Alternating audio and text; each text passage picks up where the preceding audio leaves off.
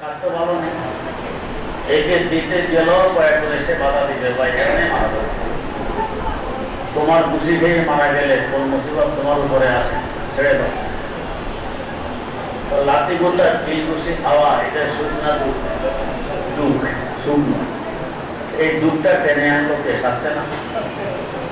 ওর যদি স্বাস্থ্য এর মতো হইতো ও বিল খুশি থাকতো। স্বাস্থ্য সকল সুখের মূল কথা ঠিক। আবার কারো কারণে সম্পদ উপার্জন করতে পারলে শান্তি পাওয়া যাবে, তাই রাত দিন এক কিনার করে হালাল হারামের বিবেচনা না করে সম্পদ উপার্জনের পিছনে দৌড়ছে। এই ধারণাও সঠিক নয়। একই বস্তু কারোর জন্য শান্তির উপকরণ, আবার কারোর জন্য অশান্তির কারণ। যেমন পানি, যার অপর নাম জীবন। পিপাসিত ব্যক্তি বোঝে পানির মূল্য কত। এই পানি যদি ঘরের চাল পরিমাণ হয়, অপর নাম তো জীবন ছিল, এখন এই পানি জীবন কেড়ে নিচ্ছে। আবার মানুষের জন্য তো কষ্টের কারণ, হাঁসের জন্য বড় আরামের গুলো। পানি যত বাড়বে হাঁস ততই খুশি, স্বাধীনভাবে এদিক সেদিক চলবে, বেশি বেড়াবে। সম্পদ কারোর জন্য শান্তির উপকরণ, কারোর জন্য অশান্তিরও কারণ। আমার মসজিদের প্রাক্তন সভাপতি সাহেব একদিন শুনাইলেন, রাত্রে সংবাদ আসলো তার একজন বন্ধু মারা গেছে। ভোরে ভোরে গেলেন তাকে দেখতে,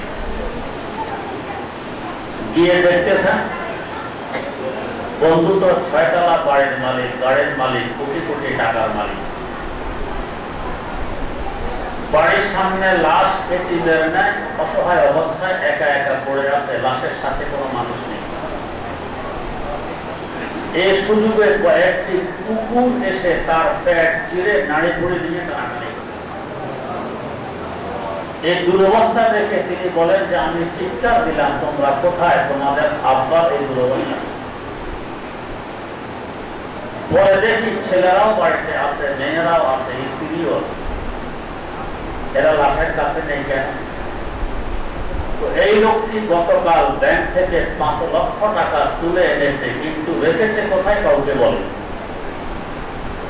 এখন ছেলে মেয়ে স্ত্রী সকলেই ওই টাকার খোঁজে ব্যস্ত। এদিকে যে টাকার মালিক ছিল তার পেট চিরে কুকুর নাড়ি ভুড়ি নিয়ে টানাটানি করতেছে। তাহলে বলুন, সম্পদ শান্তির কারণ হলো না অশান্তির কারণ?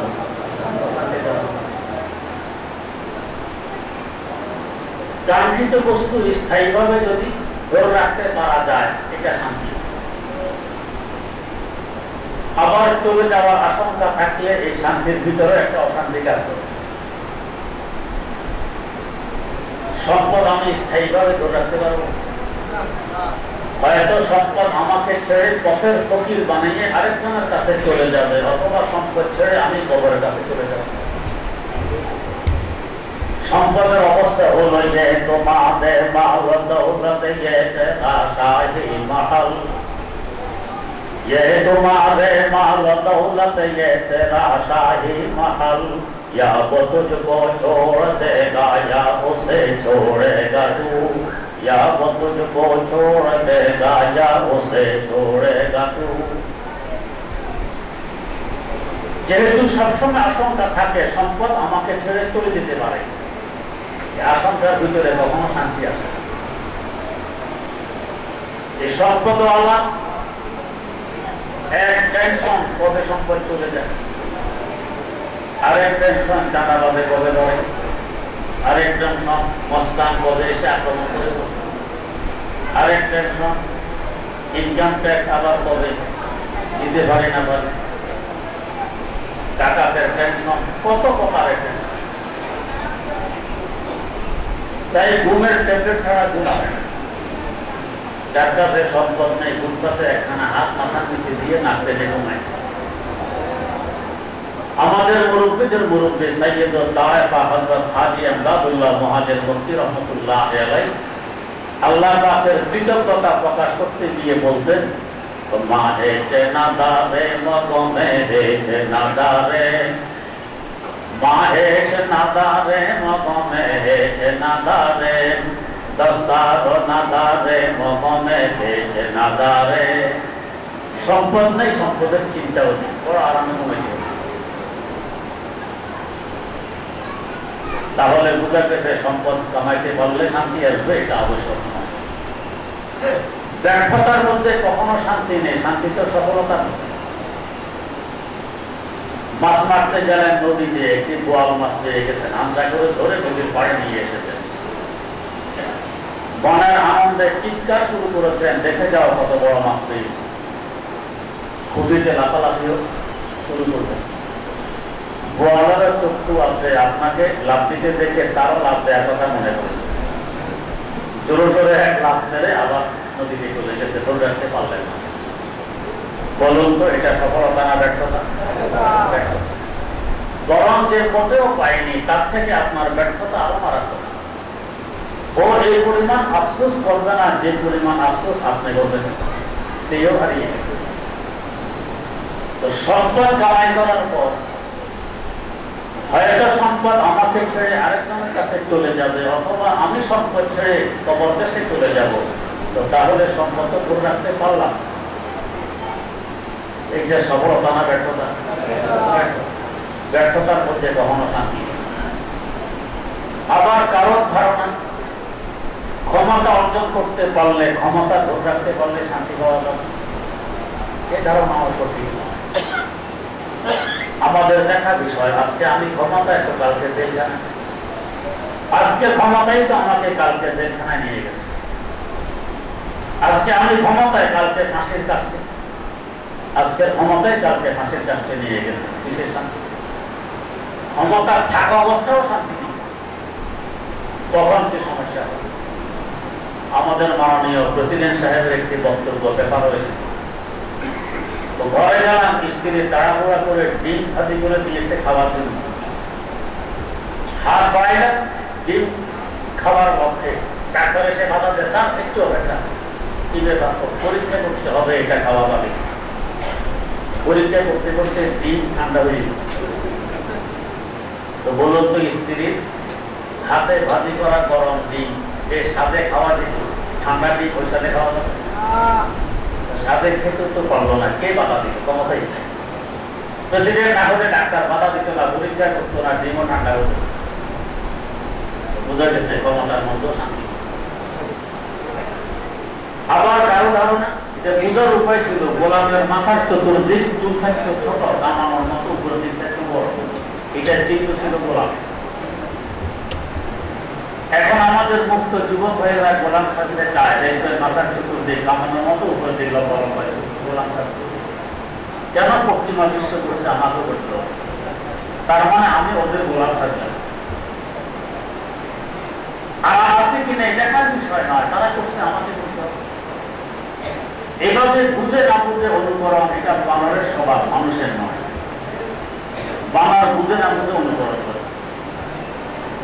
টুপির ব্যাপারে, টুপি মাথায় নিয়ে বাজারে যাচ্ছে, পথে একটু ক্লান্তি অনুভব হওয়াতে গাছের ছায়ায় শুয়ে পড়ছে টুপির পাশে, গাছের আগায় বানর।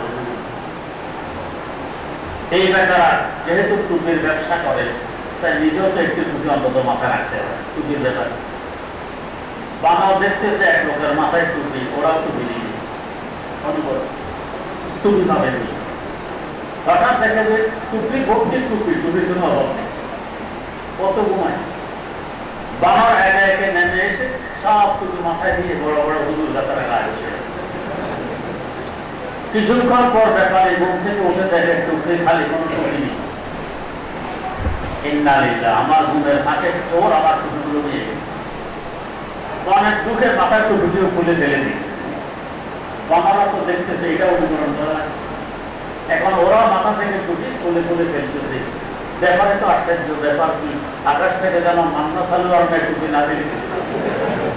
টাকায় দেখে সব হুজুর টুপি মাথায় দিয়ে গাছা রাখায় টুপি দিয়ে দিচ্ছে। সেই কুড়িয়ে টুপি নিয়ে আবার বাংলার স্বভাব, বুঝে হোক না বুঝে হোক অনুকরণ করা। এভাবে অনুকরণ করতে গিয়ে মাঝে মধ্যে মহা বিপদের সম্মুখীন হয়। একটি বাস্তব ঘটনা বলছি। এখন তো আমরা গাছ চিড়ি কাঠ চিড়ি সব এলে নিই, আগের যুগে ছিল আগে যে লম্বা একটি করা দিয়ে গাছের উপরে বড় মিস্ত্রির নিচে ছোট দুজন টানাটানি করে যাচ্ছে। করার কিছু দূর যাওয়ার পর সামনে একটি খিল ঢুকে দিল, তাহলে ফাঁক হয় সহজে করার চলে। এভাবে মিস্ত্রিরা গাছ দেখতেছে, বাংলার পুত্রগুলো আশেপাশে গাছের আগায় দেখতেছে কিভাবে গাছ। খাওয়ার সময় করা আপন পজিশনে রেখে মিস্ত্রি গেছে ঘরে খাইতে। এই সুযোগে বাবার কয়েকটি এসে মিস্ত্রি সেজেছে, বড় করে ছোট দুজন নিচে গাছে টানাটানি করে দেখে করার তো নয় না, নড়লে কি করতে হয় দেখা তো আছে। খিল তুলে সামনে গাড়লেই করার নড়বে, ফাঁক পড়াতে করার। বড় মিস্ত্রি গাছের উপরে ঠিকঠাক বসে খিল নাড়তেছে, এটা তুললি শেষে বসে খিল নাড়তেছে। করোনা তো লুঙ্গি পায়জামা কিছু নেই, গাছের চিপা দিয়ে কিন্তু থৈলি তুলতেছে নিচে, আর সে খিল নাড়ে।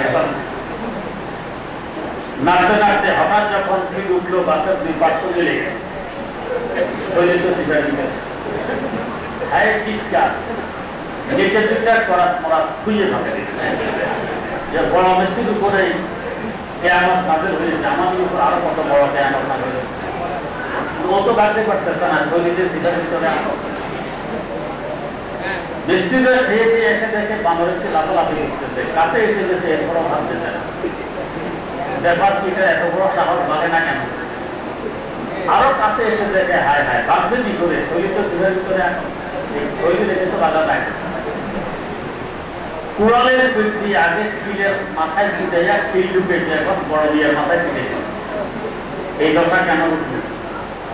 বুঝে না বুঝে অনুকরণ করতে গেছে, তাই এই বিপদের সম্মুখীন। আর আমাদের তো একই অবস্থা, বুঝে না বুঝে পশ্চিমা বিশ্বের অনুকরণ করতে গিয়ে এমন গোলামে পরিণত হয়েছি, এই গোলামি থেকে বের হওয়ার এখন আর কোনো রাস্তা নেই। আকবর এলাহাবাদী মরহুমের বাসায় না তো আঙ্গ্রেজ বনে হাম না মুসলমান রহে, না তো আঙ্গ্রেজ বনে হাম না মুসলমান রহে। তুমিও পুরোপুরি পশ্চিমা বিশ্বের অন্তর্ভুক্ত হতে পারো না, আমাদেরকেও স্বাধীনভাবে মুসলমান হিসাবে থাকতে দাও। ওদের ওখান থেকে শান্তি আমদানি করতে চাইলে শান্তি আসবে কি করে? ওদের এই দেশগুলো তো অশান্তির কারখানা। আর আমাদের দেশে ছেলে সন্তান পিতা মাতার অবাধ্য হয়, আমরা অস্বীকার করি।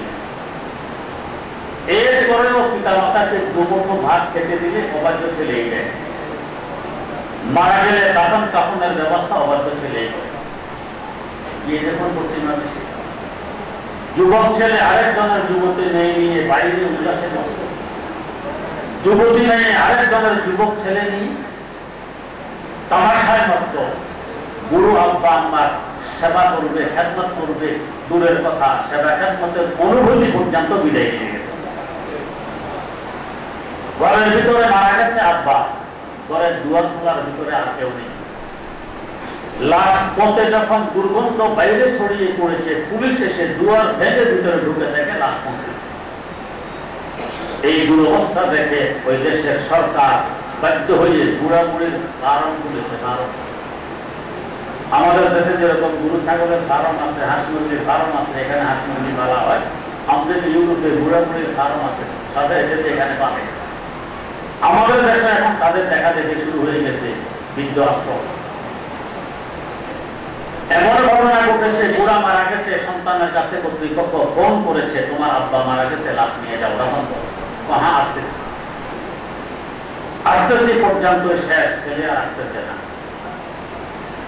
অনেক অপেক্ষার পর পুনরায় ফোন করা হয়েছে, লাশ তো ফুটতেছে, একটু পরে দুর্গন্ধ ছড়িয়ে পড়বে, আসতেছে না কেন? ছেলে জবাব দেয়, সরি সরি, আমি একটু ব্যস্ত আছি, আপনারা এখন কাপন সেরে ফেলুন, বিল যা আসে আমাকে জানাই দিলে পরিশোধ করে দিন।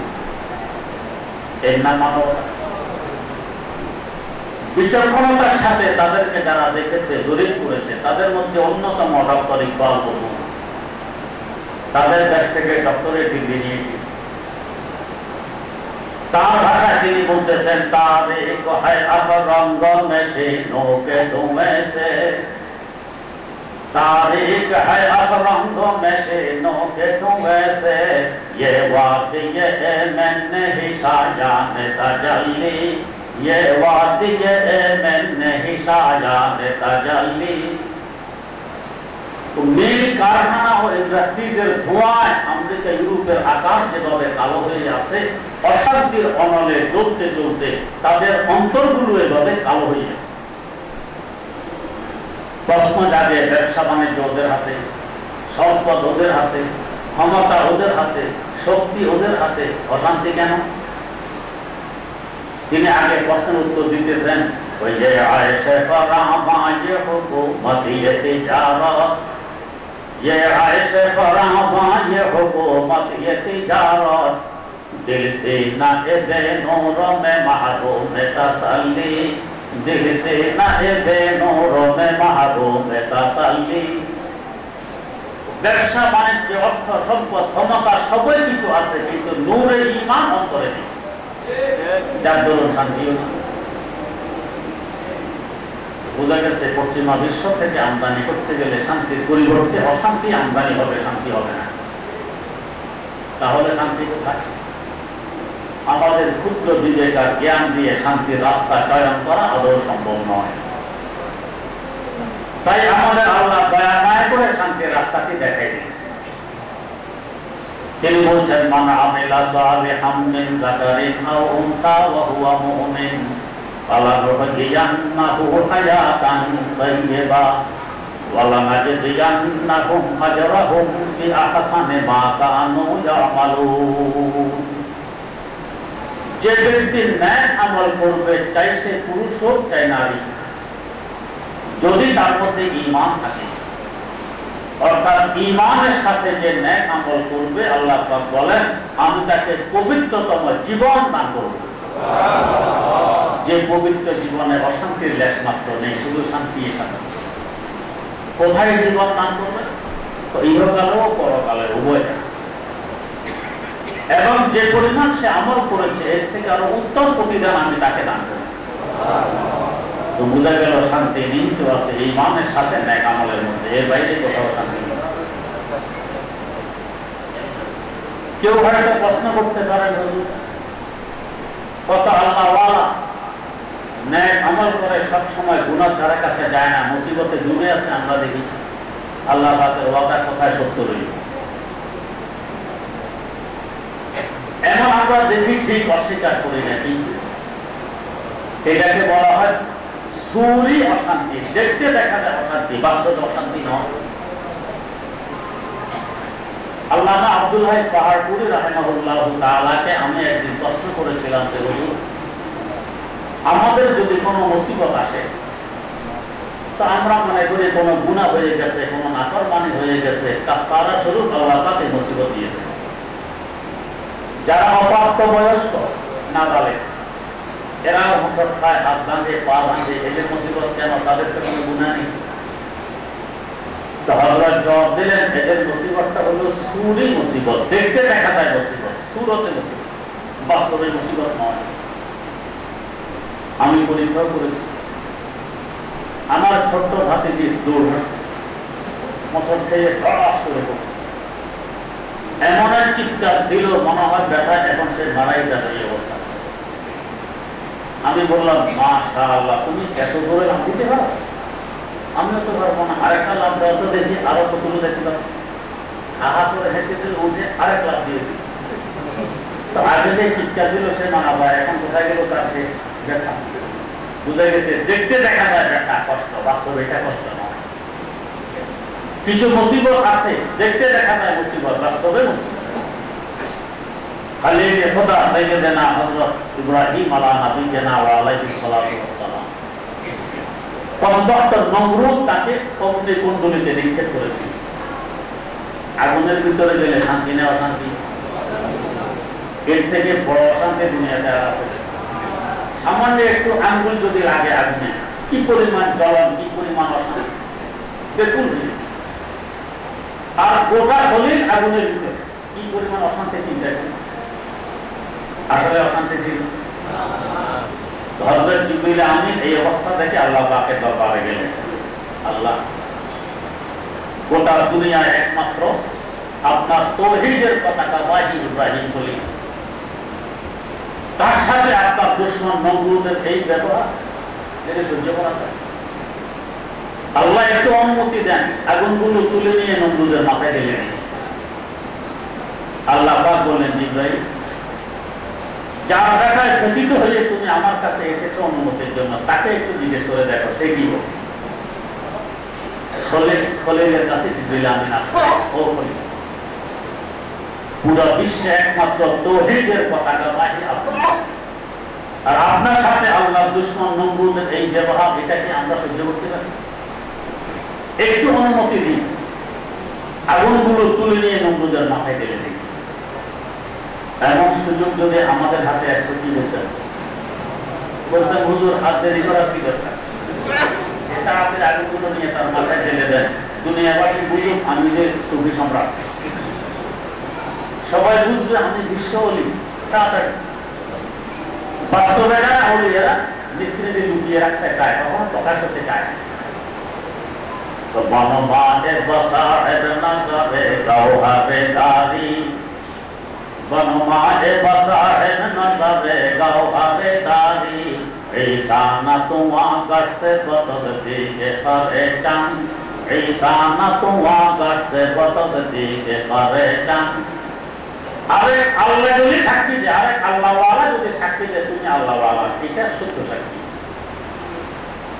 আর মূর্খ, নামাজ নাই, কালাম নাই, সুন্নত নাই, কিছু নাই, দলে দলে সাক্ষী দিতেছে বিশ্ব অলি সুফি সম্রাট, এই সাক্ষীর কোনো ভ্যালু নেই। বরং কে বড় অলি এটার মাপকাঠি হয়ে গেছে এখন গরু ছাগল। যার দরবারে গরু ছাগল বেশি যায় এই বড় আল্লাহ, কম গেলে ছোট, না গেলে তো মোটে হই। এক পীরের মুরিদ আমার কাছে বলতেছে, হুজুর আমাদের বাবার দরবারে এবছর গরু গেছে 60,000। আমি বললাম, ভাই গরুর পীরের দরবারে 60,000 গরু গেছে, আশ্চর্যের কি হইল? হুজুর কি বলেন গরুর পীর? তাহলে আমি তো বলি নাই, আপনি বলছেন। মানুষের পীর হলে মানুষ দেখে, গরু ছাগল কেন গেল? গরু ছাগলে বোঝে এটা আমাদের পীর, এই জন্য কাকে বোঝাই করে না হয় নিয়ে জগতের সবচেয়ে বড় দরবার মদিনায় মুনাওয়ারা, বিশ্বাস? এর থেকে বড় মজার বড় দরবার দুনিয়াতে আছে? বছরে প্রায় 2 কোটি মানুষ এখানে হাজিরি দেয়। কাউকে যাওয়ার সময় দেখেছেন একখানা অন্তত মুরগির ঠ্যাং হাতে করে নিয়ে যেতে? তোমার বাবার দরবারে কেন 60,000 গরু যায়? বুঝা গেছে মদিনার সাথে এই দরবারে কোনো মিল নেই। ওখানে গেলে ঈমান তাজা হয়, এখানে গেলে ঈমান হারা হয়। এই দেশ খলিলের কাছে অনুমতি চাইলেন। খলিল বলতেছেন, জিবরাইল, যে আল্লাহর কারণে আমার এই অবস্থা, সে আল্লাহ দেখতেছেন না, আপনার কাছে কেন সাহায্য চাইতে হবে? খলিলের অবস্থা হলো বেফাকার কোদে পড়া আতিশে নমরুদ মেশক, বেফাকার কোদে পড়া আতিশে নমরুদ মেশক, আগলো হয় মাহবে তামাশা এলো বেবানো আবি, আগলো হয় মাওয়াবি, पुख्ता होती है अगर मुस्लिहतन देश हो अगलो, इश्क हो मुस्लिहतन देश हो अगर खाम अभी। খলিল আগুনের ভিতরে, এর থেকে নির্জন যে দুনিয়াতে হওয়া সম্ভব? আপনি বদ্ধ কুঠুরির ভিতরে ঢুকলে অন্তত মশামাছি হইলেও আছে, পুরোপুরি নির্জন এখানে হয়। আগুনের ভিতরে কোনো পোকা মাকড় ঢোকা না, সবচেয়ে বেশি নির্জন। আশাকার প্রেমিক এদিকে, সামনে মাসুক আর প্রেমাস্পদ, নির্জন আগুনের ভিতরে, আর কিছু নেই। বলেন তো অবস্থাটা এখন কেমন? তাওহীদের পর আপনারা ডুবে আছেন, এর থেকে শান্তিময় সময় কি আর কখনো হতে পারে? আগুনের পড়ার আগেও এমন শান্তি তিনি পাননি, পরেও পাননি। আগুনের ভিতরে যে পরিমাণ শান্তি পেয়েছি,